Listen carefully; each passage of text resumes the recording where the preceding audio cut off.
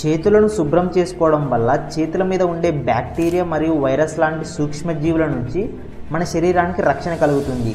దీనికి కారణం ఏమిటంటే సబ్బుకు వైరస్లను నాశనం చేసే కెపాసిటీ ఉంటుంది.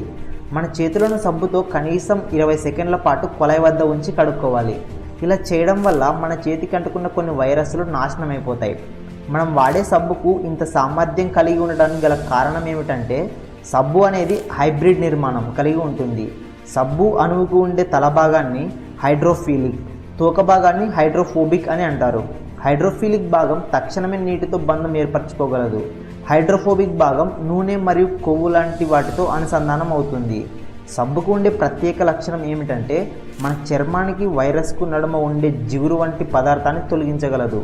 సబ్బుతో శుభ్రం చేసుకున్న చేతులను నీటి ప్రవాహంలో ఉంచినప్పుడు ఆ నీరు సబ్బు అణువుకున్న హైడ్రోఫిలిక్ భాగాన్ని తనతో తీసుకుపోతుంది. దీంతో సబ్బు అణువు తోక భాగం వద్ద ఉన్న నూనె, కొవ్వు, వైరస్లు సైతం సబ్బు అణువుతో చేతు నుంచి విడుదలై బయటకు వెళ్ళిపోతాయి. ఈ విధంగా సోపు వైరస్లను నాశనం చేసే శక్తి కలిగి ఉంటుంది. ఇక్కడ కనిపిస్తున్నటువంటి కరెన్సీ వెనుక ఉన్నటువంటి సింబల్స్ అర్థం తెలుసుకుందాం. ప్రతి దేశానికి ఆ దేశపు ప్రత్యేక కరెన్సీ ఉంటుందన్న విషయం మనకు తెలిసిందే. మన దేశంలో ఉన్నది రూపాయి. దీని సింబల్ హిందీలోని ఆర్ అక్షరాన్ని పోలి ఉంటుంది. రూపాయిలోని రాను ఆధారంగా చేసుకొని ఈ సింబల్ని రూపొందించారు. ఇక డాలర్ విషయానికి వస్తే డి అక్షరంతో మొదలవుతుంది. అయితే దీనిని ఎస్ అక్షరం మాదిరిగా ఎందుకు రాస్తారు? పాండ్ విషయంలోనూ కూడా ఇటువంటి సందేహమే వస్తుంది. ఇది ఎల్ అక్షరం మాదిరిగా కనిపిస్తుంది. ఇలా ఉండటం వెనుక కారణం ఏమిటో ఇప్పుడు తెలుసుకుందాం.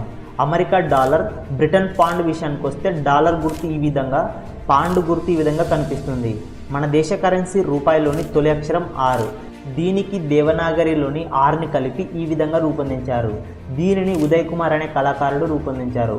ఈ సింబల్ రూపకల్పనకు ప్రభుత్వం ఒక పోటీ నిర్వహించి చివరికి ఈ చిహ్నాన్ని ఎంపిక చేసింది. డాలర్కు ఈ సింబల్ ఎలా వచ్చిందంటే హిస్టరీ వెబ్సైట్ రిపోర్ట్ ప్రకారం సౌత్ అమెరికాలోని స్పానిష్ భారీ మొత్తంలో వెండి లభ్యమైంది. దీంతో స్పానిష్ ప్రజలు ఆ వెండితో నాణాలు తయారు చేయించుకోవడం ప్రారంభించారు. వీటిని పెసో డే ఓచో అని అనేవారు. దీనికి షార్ట్ పదంగా పెసోస్ అని పిలిచేవారు. అలాగే రాసేటప్పుడు దానిని పిఎస్ అని రాసేవారు. మొదట్లో ఎస్ అక్షరంపై పీను ఉంచారు. ఆ తర్వాత పి అక్షరంలోని నిలువు గీతను మాత్రమే ఉంచి దానిని ఈ సింబల్గా మార్చారు. ఇప్పుడు పాండ్ సైన్ అంటే ఈ సింబల్ ఎలా వచ్చిందో తెలుసుకుందాం. లాటిన్ భాషలో 1 పాండ్ అంటే లిబ్రా అని అంటారు. ఈ లిబ్రాలోని ఎల్ నుంచి స్టర్లింగ్ సింబల్ అంటే ఈ పాండ్ను రూపొందించారు. ఈ వీడియోకి అయితే ఇంతే ఫ్రెండ్స్. నచ్చితే లైక్ చేయండి. ఈ వీడియో ఎలా అనిపించిందో మీ ఒపీనియన్ని కమెంట్ చేయండి. అలాగే మరిన్ని ఇలాంటి ఫ్యాక్ట్స్ కోసం మన ఛానల్ని సబ్స్క్రైబ్ చేసుకోండి. Thank you for watching.